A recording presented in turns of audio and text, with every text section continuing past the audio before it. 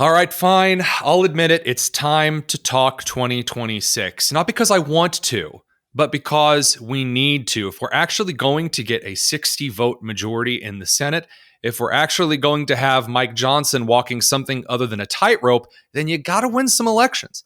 And it's one thing to have a big, massive, hit you over the head kind of pack that walks in and says, "Hi, I'm from the coast, and if there's one thing I know you in southern rural area likes, it's big people from the coast."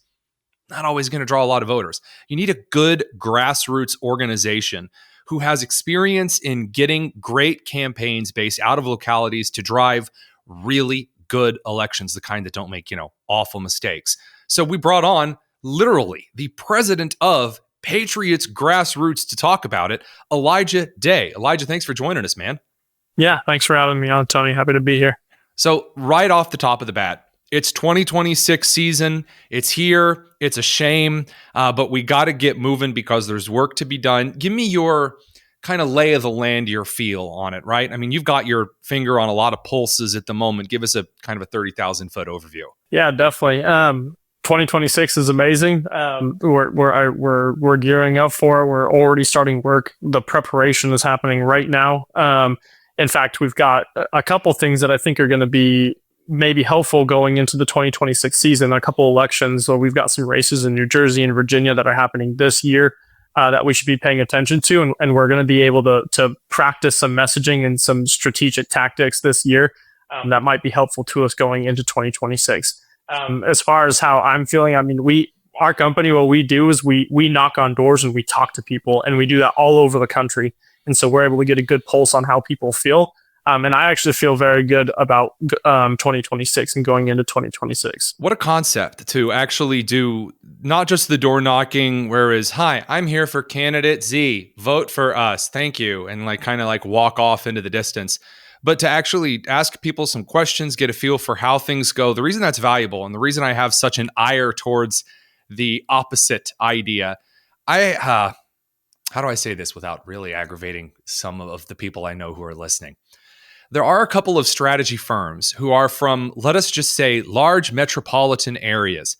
And they do a lot of algorithmic calculus to say, well, we think that in this region of the country, one should focus on these topics. And you see conservatives, Republicans, independents, populists in that area going, "That's not what we're interested in. That's not what I want out of my candidate. I want them to focus on the issues that are relevant to my community that I want represented in DC." And from what I've seen so far of Patriots Grassroots, which isn't zero, I do a little of my research here, you guys actually ask the questions and provide real on-the-ground data, which sounds like a no-brainer. You tell the people about it. It's shockingly rare in today's day and age. Yeah, look, everything in politics starts with the grassroots. And that's just the reality. So you can do as much data and metrics and everything as you want on things, and there is use for that, and it is useful in the way that you can find targeted messaging. But at the end of the day, you can draw averages and stuff. Yeah, of course, it's great. Yeah. It's a great tool, but at the end of the day, you need grassroots doing grassroots things. That's really what it's about. And for us, that means having real individuals, real conservative individuals that are great.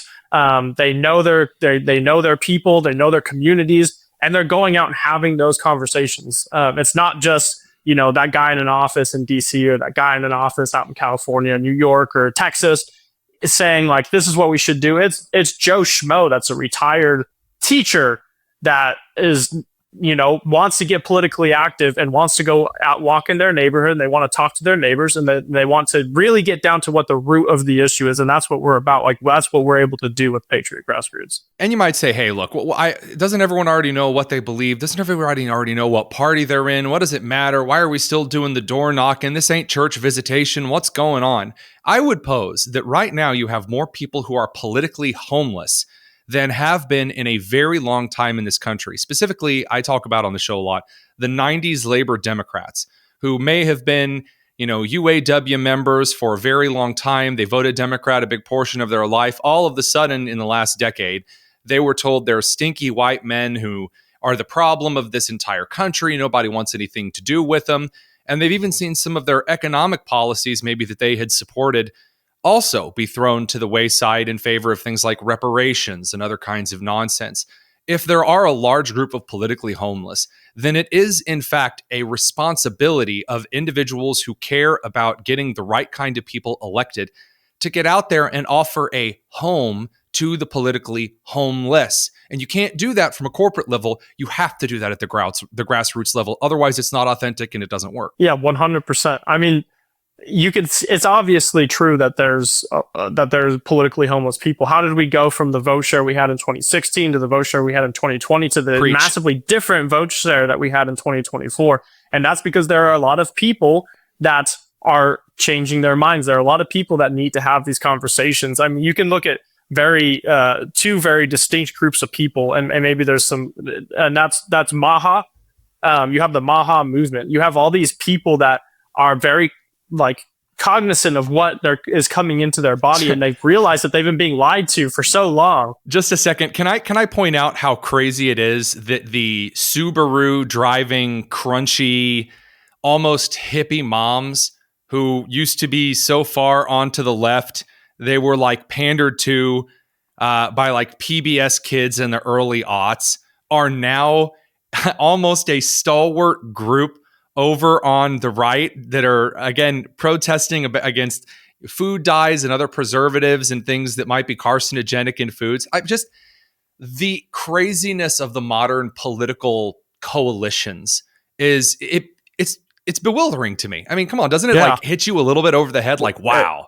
That's what happens when you get lied to constantly over and over and over again, and then you realize you're being lied to. And so at that point, you have to question everything. It's now I have to take it back. Am I just questioning my health, or do I now need to question this issue, life? Do I need to question LGBTQ issues? Do I need to question, you have to start questioning everything, because you're realizing this one issue that was important to you, you've been being lied to for so long. And another group that I'd point out is minorities, specifically the Latino community, but even the African American community. We're seeing it across the board.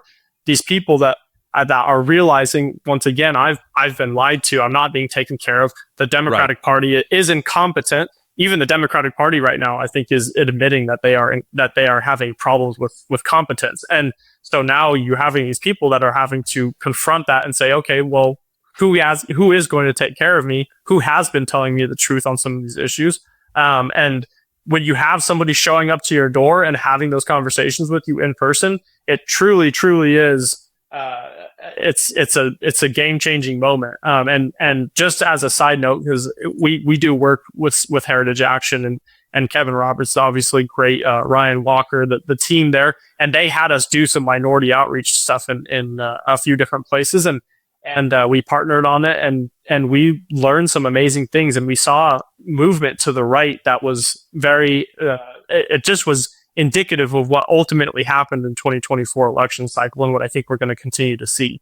So obviously you don't have to tell the Daily Signal guy about, Dr. Kevin Roberts and also the Heritage Action crew.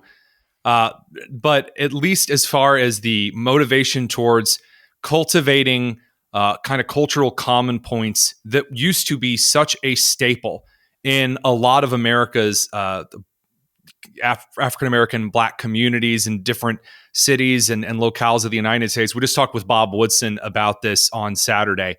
I think that the opportunity to cultivate a cultural common core, especially with many members of the Hispanic community who often are very conservative, are often kind of a stricter Protestant or Catholic, who do hold a lot of kind of common American values that, again, are in reach because the sharp contrast, and I say in reach, I mean in reach to be part of this new Big Tent coalition, because of the commonalities among ourselves, of course, but also the sharp contrast against the side that is claiming theism of any kind is bad and traditional thought is terrible, and cultural pride in things like traditional values and a focus on the family is evil and wrong. It's amazing to watch the left fumble. And while they admit there might be incompetence, they have no idea the root of the incompetence. They don't get it. Nope. They're going, wow, this yard's got a lot of weeds in it. And then they're like, well, I sure wish I knew what was causing these weeds. Like, you think we should mow the yard? No, look at all these weeds. And then they walk off. It's insane. At the end of the day, it comes down to pride. I mean, they've made these stances, and now to backtrack on them would be very difficult. And you see some people trying to do it. You see Gavin Newsom trying to do some of these things, and a few other people on the right the left, as they're trying to gear for a presidential run. They're trying to backtrack on some of these issues that they've put a flag in the ground on. But no, I mean, we as long as here's the thing, and this is something that I know Susie Wiles with the Trump team and our current chief of staff at the White House says a lot. You have to stay on offense, and that's what we need to do right now. We need to stay on offense. We need to dig the heel in.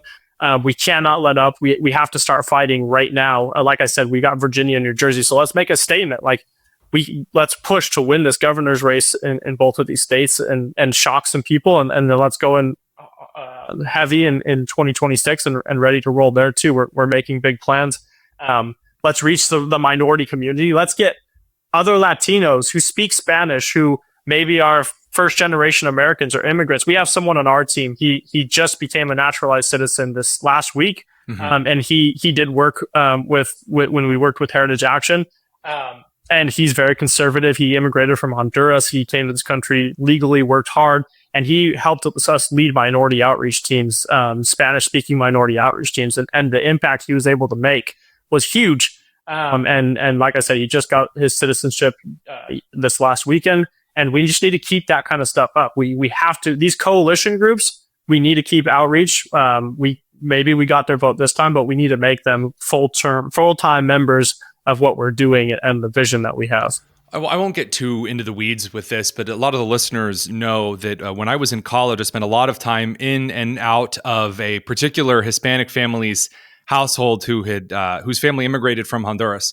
And I not only did that cement my Spanish speaking abilities to, I without any doubt, fluent, but it gave me a passion for the Midwestern Hispanic communities who, for example, in Delavan, Wisconsin, the southern part of the state, massive Hispanic community, very, very, very conservative. And when I worked in Governor Walker's office, I had this really cool opportunity to speak with Hispanic communities around the state that at the time were very against Governor Walker because of the traditionally blue focus of Hispanic communities.